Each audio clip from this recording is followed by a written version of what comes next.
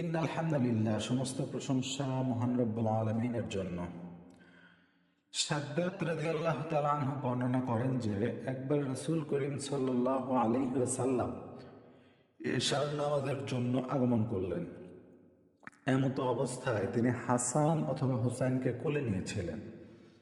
তিনি হাসান অথবা হুসাইনকে সাথে রেখে দিলেন এবং তাকবীর বলে নামাজ পড়াতে লাগলেন।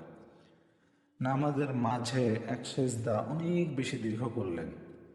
আমি সাদ্দাত নিজের মাথা উঠিয়ে দেখলাম যে রাসূল সাল্লাল্লাহু আলাইহি সাল্লামের নাতি পিঠে বসে আছে এবং তিনি সেজদারত ছিলেন। সুতরাং আমি পুনরায় সেজদায় চলে গেলাম।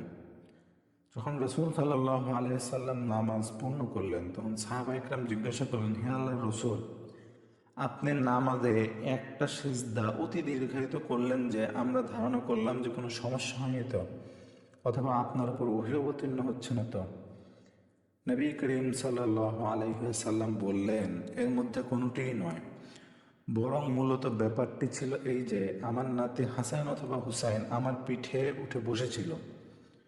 এজন্য আমি ঠিক মনে করলাম না যে তার প্রয়োজন পূর্ণ না হওয়া পর্যন্ত আমি সেজদা থেকে উঠে যাই।